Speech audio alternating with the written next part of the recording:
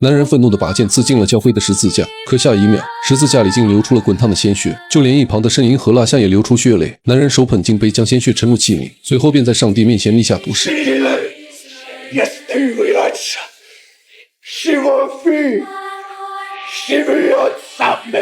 而随着神之骨血的饮下，上帝也降下审判，让他成为了被诅咒的怪物，自此不生不灭，永生永世都活在无尽的黑暗。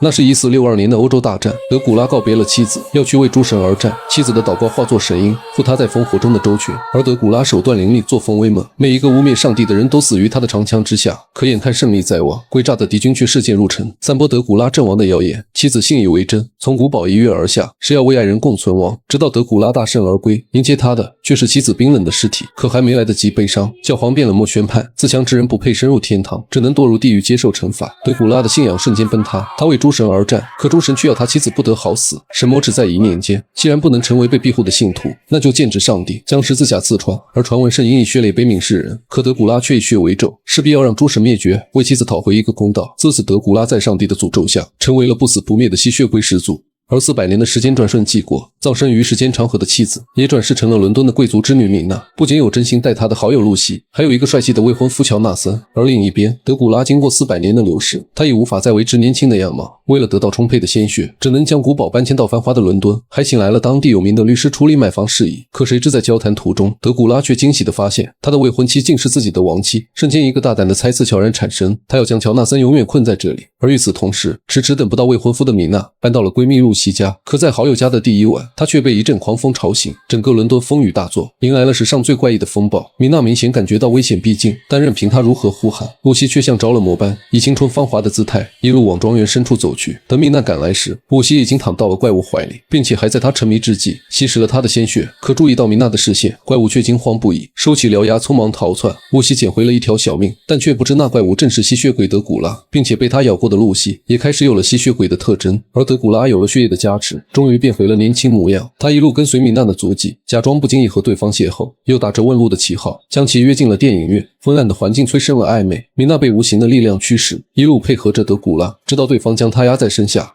God, who are you? I know you. They have crossed oceans of time.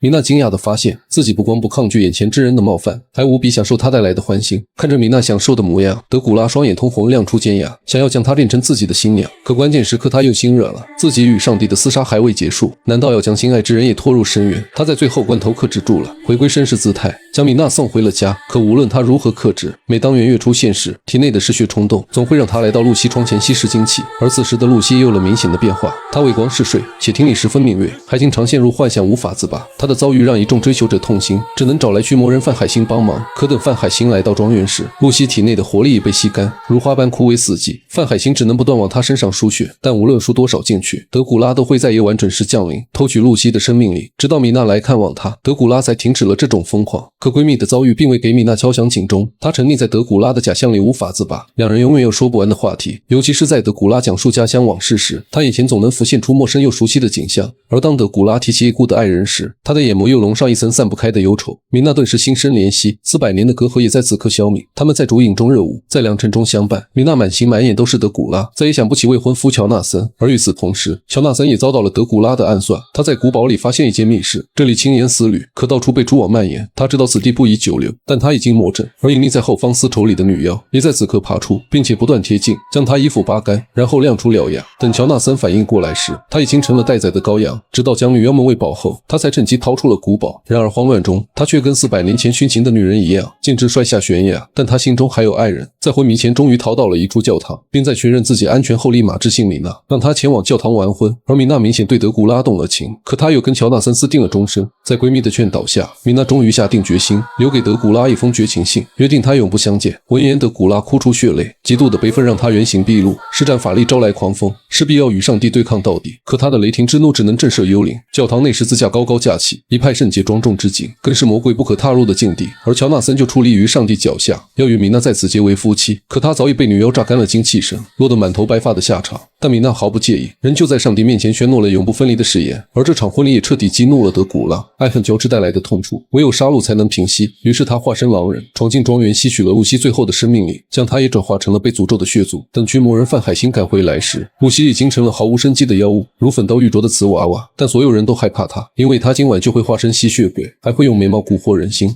Come to me, Arthur. Leave these others and come to me. Kiss me and caress me. My darling husband, please. 关键时刻，范海辛拿出十字架，不断吟诵咒语，才紧急叫停了这场悲剧。 Power of God is upon us. We are strong in the Lord, and the power of His might. We are strong in the Lord, and the power of His might.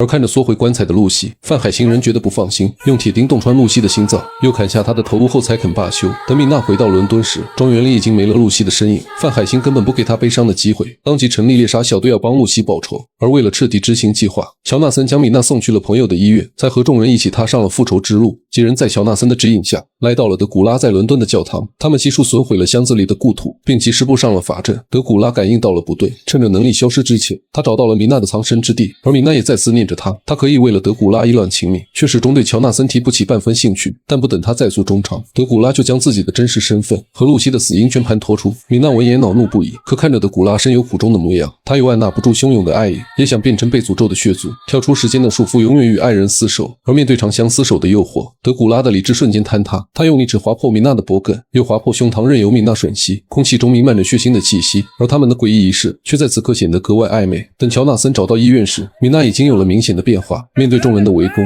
法力渐失的德古拉只能撤退。而为了彻底消灭掉他，范海辛决定用米娜当诱饵，以此来逼德古拉就范。可不等他们靠近城堡，米娜就被提前埋伏的3个女妖蛊惑。 I know that Lucy harbored secret desires for you. She told me. I do know what men desire.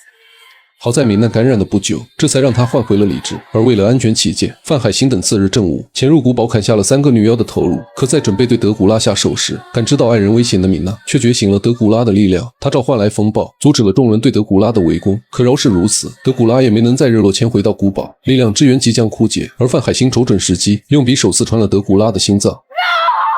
但不幸的是，他也死在了德古拉手里。 而趁着混乱，米娜持枪挡在德古拉身前，威胁众人放他和德古拉回到城堡。看着眼前一幕，乔纳森被深深刺痛，但他除了成全外没有多余的选择。就这样，米娜带着德古拉逃回了古堡，可古堡也无法再供给德古拉力量了。看着奄奄一息的爱人，米娜率先向上帝认错，祈祷能放过他苦难的爱人。而刹那间，一道光芒从十字架倾泻而下，德古拉也恢复到了年轻时的模样。但他知道自己作恶多端，根本无法获得上帝的宽恕。他只希望能在爱人手里获得安息。看着德古拉祈求的神情，米娜知道自己别无选择，他用匕首刺穿了德古拉的心脏。故事的最后，米娜抬头望去，吊顶上是她和德古拉的巨幅壁画。他们的爱情历经了400年的风雨，终于在此刻完成了尝试。至此，全篇结束。再细致的解说也无法比拟原著。我是小无聊电影，期待与你的每一次相遇。